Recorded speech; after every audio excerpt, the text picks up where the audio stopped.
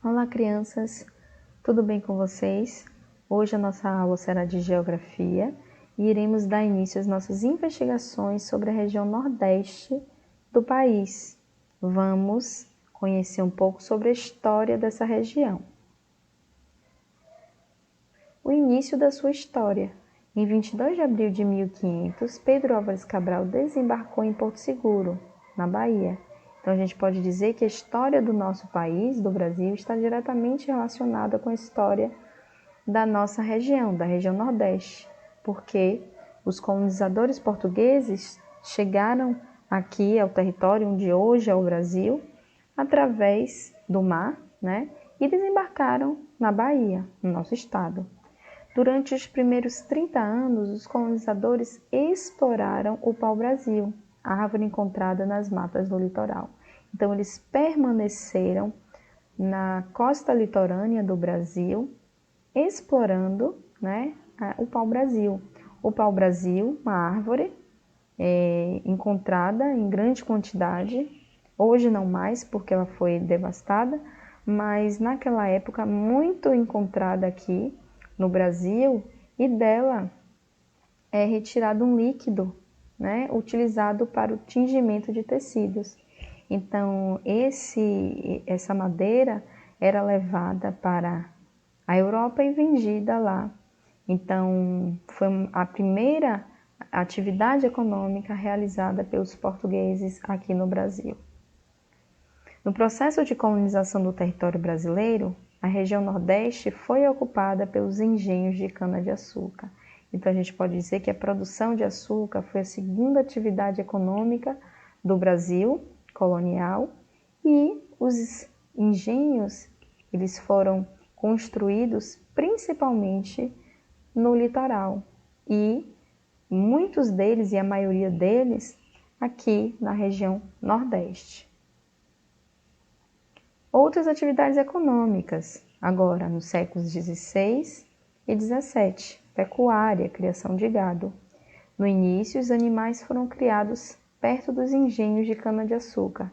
Com o passar do tempo, a criação se expandiu para o interior.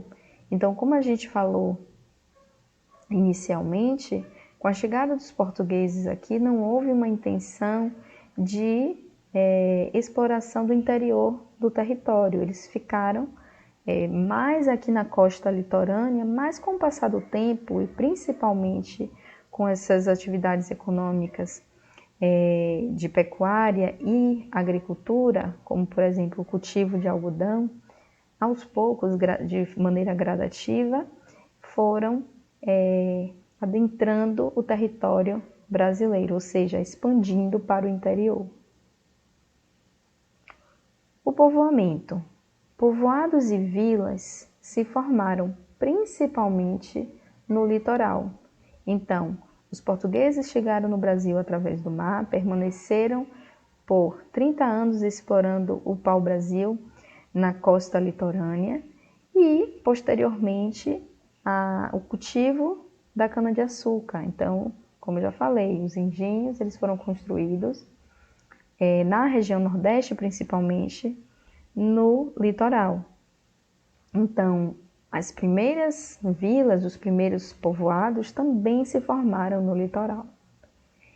Isso contribuiu também no embarque de produtos para Portugal. Por quê? Portugal e toda a Europa, né? Então, a gente sabe que o açúcar ele era produzido aqui em grande quantidade e ele era vendido posteriormente em toda a Europa. Então, ele era embarcado, né, através dos portos. Então, eles eram levados, depois que passavam por todo o processo nos engenhos, né, de cana-de-açúcar, eles eram transportados e vendidos para a Europa. Então, essa facilidade de embarcar esse produto, né, através dos portos localizados no litoral, era algo muito importante que contribuiu para essa atividade econômica importante naquele momento, né?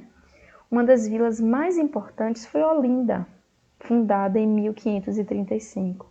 Então, século XVI, século XVII, Olinda foi considerada a maior produtora de açúcar do mundo. Posteriormente, essa atividade entrou em declínio, mas por um bom tempo, os engenhos de cana-de-açúcar do Nordeste do Brasil foram considerados os grandes produtores de açúcar. A cidade de Salvador foi fundada, por Tomé de Souza, o primeiro governador-geral do Brasil, em 1549, para ser a primeira capital da colônia. Então, depois da passagem da colonização, das capitanias hereditárias que não prosperaram, o governo português resolveu dar continuidade ao processo de colonização, buscando a centralização do poder nas mãos do governador-geral. Então, como vocês sabem, a nossa cidade, a cidade de Salvador, a capital da Bahia, ela foi fundada para ser a primeira capital da colônia. Olha só, gente, como eu falei, a questão da localização no litoral de um porto que facilitava muito o escoamento desse açúcar para a Europa. Então, aqui eu trouxe a imagem de um porto colonial. Olinda, que fica próximo a Recife, Pernambuco, e Salvador, a nossa cidade, capital da Bahia. Século XVIII e atualmente, a região Nordeste deixou de ser o principal polo econômico da colônia. Então, com o passar do tempo, a partir do século XVIII e gradualmente, o açúcar nordestino, o açúcar brasileiro, começou a entrar em declínio, porque começou a ter concorrentes de outras produções, de outros cultivos, de outros lugares. Então, deixou de ser o principal polo econômico da colônia, dando lugar à atividade, à produção do café, atividade cafeeira, principalmente na região sudeste.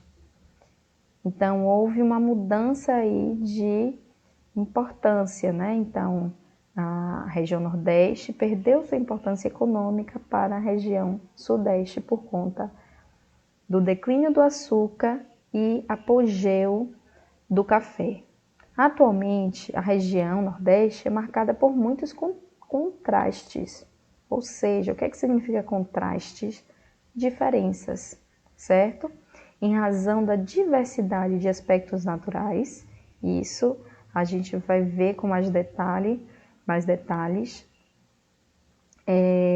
nas próximas aulas. Então, vamos falar sobre os aspectos naturais da região Nordeste, vamos falar sobre a população e vamos falar também das atividades econômicas.